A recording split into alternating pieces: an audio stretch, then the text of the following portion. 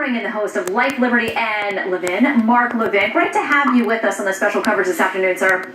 Thank you. Appreciate it. What do you make? I don't know if you got a chance to hear Professor Dershowitz. He thought it was a complete cop-out, he said, by the special counsel to make this allusion to the fact that there was evidence on both sides of this argument about whether or not the president was guilty of obstruction, but that he was going to leave it to the AG to make a determination. Do you think that was a cop-out? Well, I posted on this. Not only was it a cop-out, I think he was a coward. And I'll tell you why. He didn't have a case. Now think about this. What did he do to pursue obstruction? Did he subpoena the President of the United States to appear before a grand jury? No, he didn't. Did he take his case in the federal court on obstruction? No, he didn't. Did he fight it all the way to the Supreme Court? No, he didn't. He didn't pull the trigger on this, not because it was a cop-out, but because he didn't have probable cause. He didn't have a case, number one. Number two, collusion. The same chairman of these committees who are now banging the drums and beating their chests, these are the same individuals who brought us to this point, were the same prosecutor, and I do not respect this prosecutor at all. It took him 2 years to tell us there was no collusion. 2 years, hundreds of interviews, grand jury testimony, on and on and on. He should have come to the microphone and told the American people months ago that there was no collusion. To drag a president of the United States through this, people need to be held to account for this, including many of these people in the House of Representatives who show up on their airport sonar and radar systems and anywhere else they can appear to trash the President of the United States. He was called a traitor. He was called a spy. He's been called worse. And now they want to investigate other areas. So the facts are these. No collusion. Certified. Period. No obstruction. If there was obstruction, then bring your damn case. Subpoena the president. Take it all the way to the Supreme Court. He did nothing. What he did was utterly unethical, Mueller, on this issue. And I'll tell you why, Shannon. Leon Jaworski is the special prosecutor for Watergate.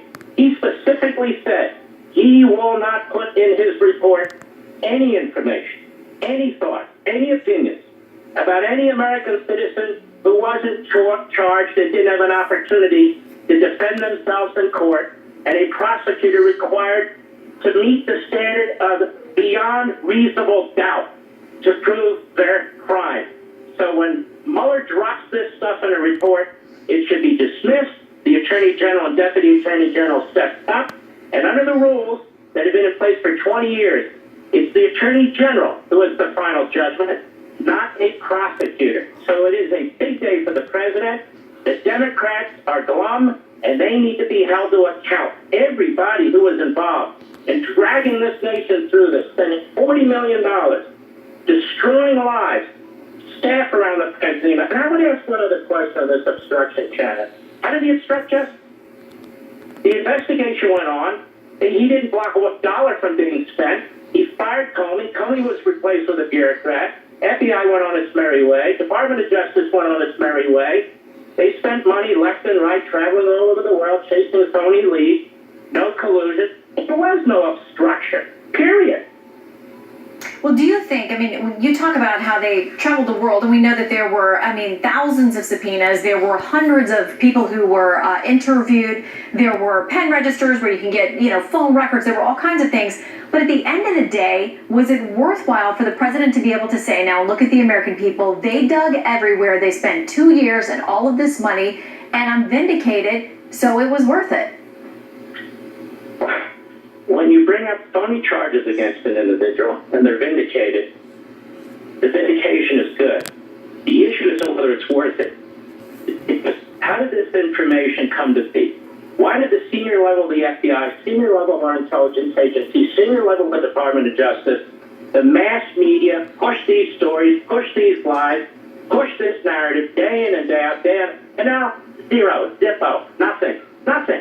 And there was never anything. And the President of the United States, for all the grief he takes, has been telling the truth from day one. I thought he was going to be indicted. I thought his son was going to be indicted. I thought his son-in-law was going to be indicted. I thought the whole family was going to wind up at Sing Sing when you listen to some of these legal analysts.